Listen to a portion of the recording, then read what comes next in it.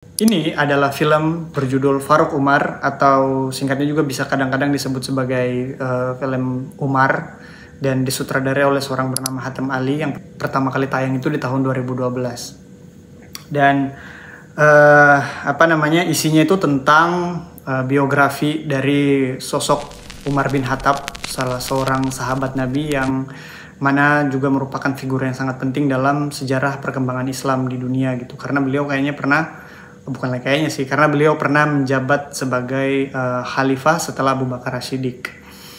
Dan sebenarnya mungkin teman-teman sudah banyak menemukan cuplikan-cuplikan film ini tuh di YouTube atau di short YouTube, juga kemudian di Instagram atau bahkan di TikTok dan berbagai macam platform lah gitu. Jadi cerita tentang atau potongan-potongan film ini tuh sudah banyak ditampilkan untuk mempertegas kembali bagaimana sosok-sosok awal penganut Islam itu memainkan peranan yang sangat penting dalam dakwah penyebaran agama ini. Kendatipun demikian, justru karena melihat banyak cuplikan-cuplikan itu, saya akhirnya memutuskan untuk menonton film ini. Yang meskipun sebenarnya film ini saya sudah series ini sebenarnya sudah saya tonton itu sekitar 2 tahun yang lalu. Tapi kemudian saya coba menontonnya ulang dan ya seperti semua hal yang kemudian kita ulang-ulangi, itu selalu ada saja hal-hal baru yang bisa dipelajari darinya kembali gitu.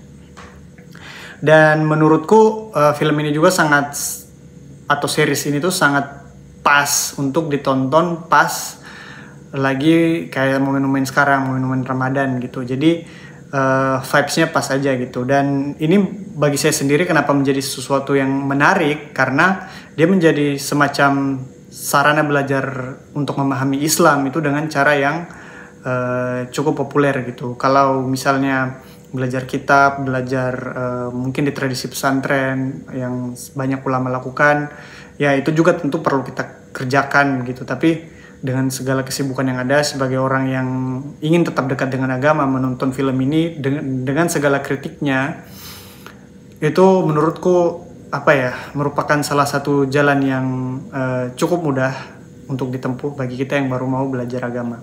Dan oleh karena itu saya ingin mengucapkan terima kasih kepada Hatem Ali dan semua kru yang terlibat dalam proses pembuatan film ini.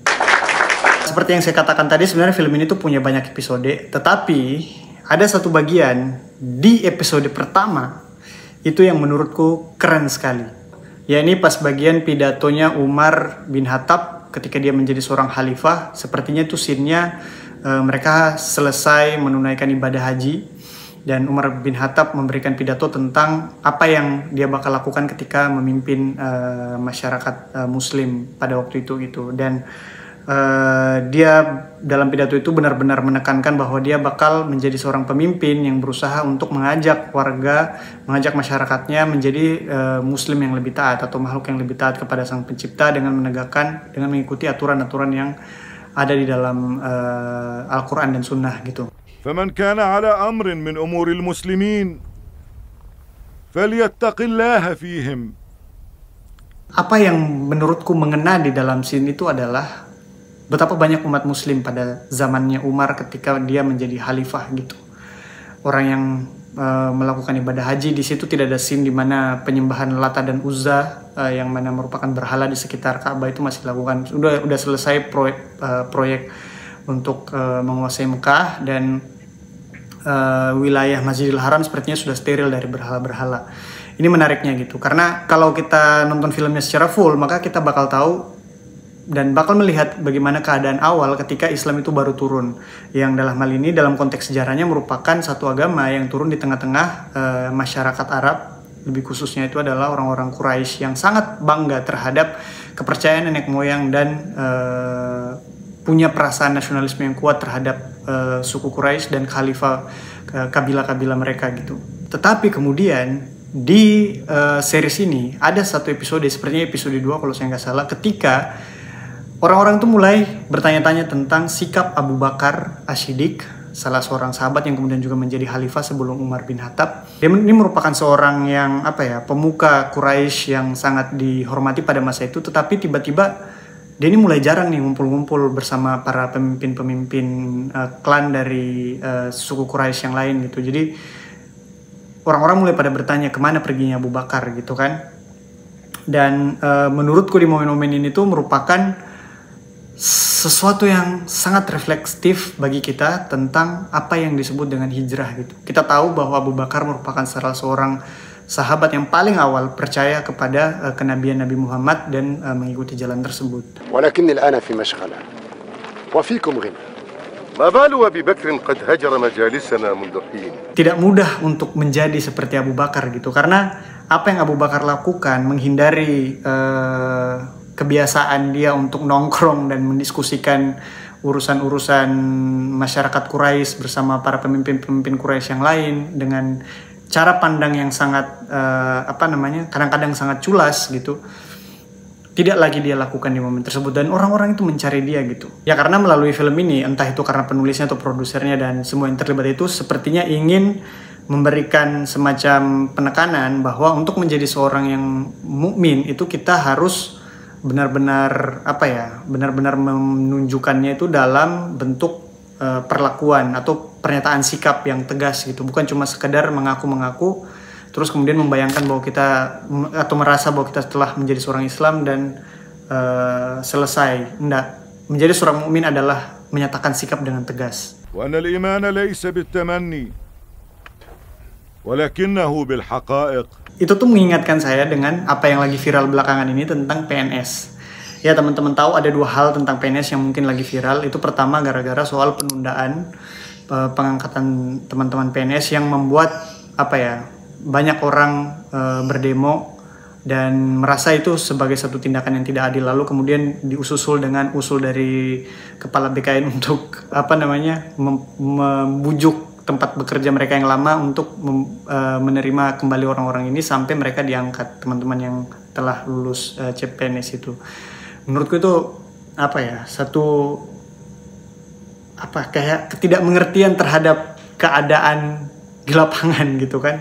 Mengundang para calon ASN-nya, instansi ini kemudian mendata, kemudian menghubungi tempat pekerjanya yang lama agar bisa mempekerjakan kembali, atau biar kami dari BKN atau Menpan yang menghubungi, misalnya mengkomunikasikan dengan Kementerian BUMN bila yang bersangkutan bekerja di BUMN, atau dengan Menaker kalau yang bersangkutan bekerja di swasta, atau kepada para gubernur, bupati, wali kota bila yang bersangkutan bekerja di BUMD. Belum tentu juga dikabulkan oleh perusahaannya. Selain itu, gara-gara penundaan, terus masalah yang kemarin-kemarin akhirnya kemudian ditarik kembali, seperti misalnya pencairan tukun dosen yang tidak kunjung cair dan lain sebagainya, itu membuat orang mempertanyakan tentang betapa atau status ideal dari menjadi seorang PNS.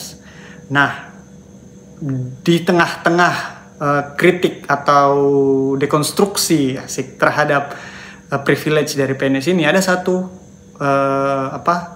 bagian dari kritik yang menurutku itu cukup perlu untuk digarisbawahi oleh teman-teman semua.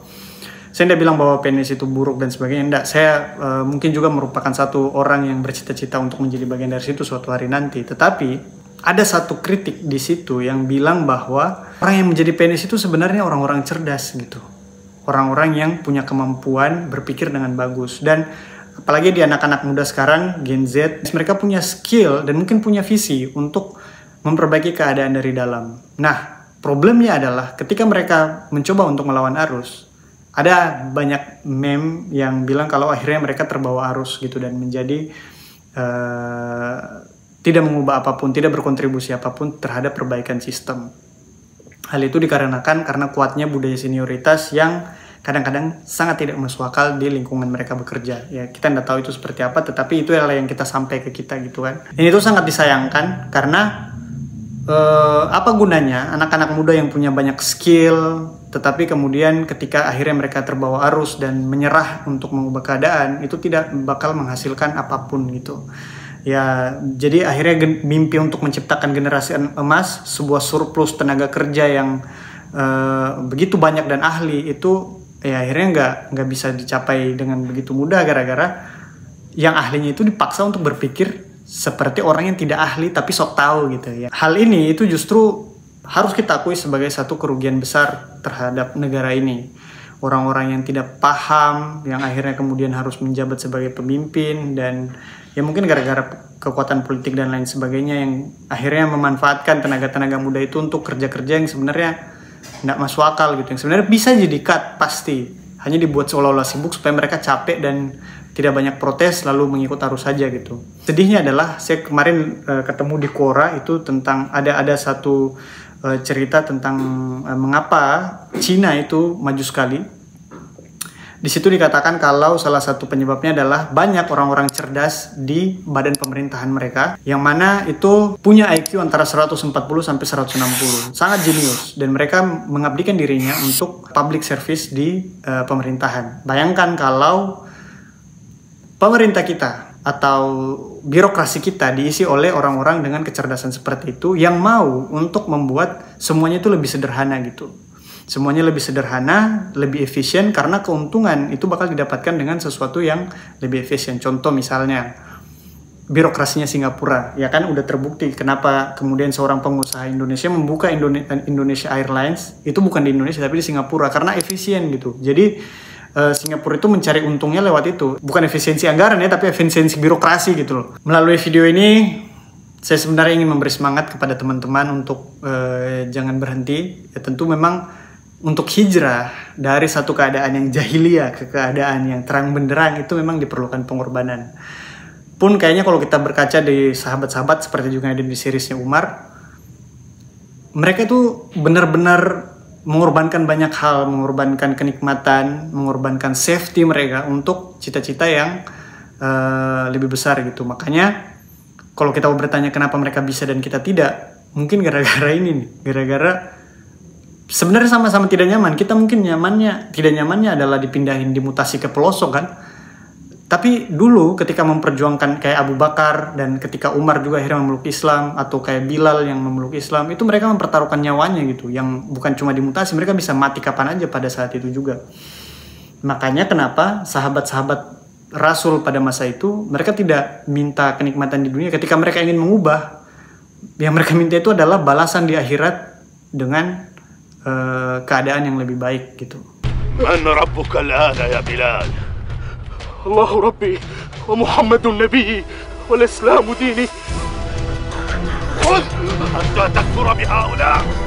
Ya tentu hal itu mungkin tidak praktis dilakukan sekarang, sangat ideal, sangat idealis, sangat mungkin dianggap mengawang-awang, tapi that's what. Sejarah itu membuktikan kalau prinsip semacam itu, berkorban demi idealisme itu, ternyata bisa membawa satu perubahan, bisa membawa kemajuan kepada sebuah peradaban dari yang jahiliyah ke yang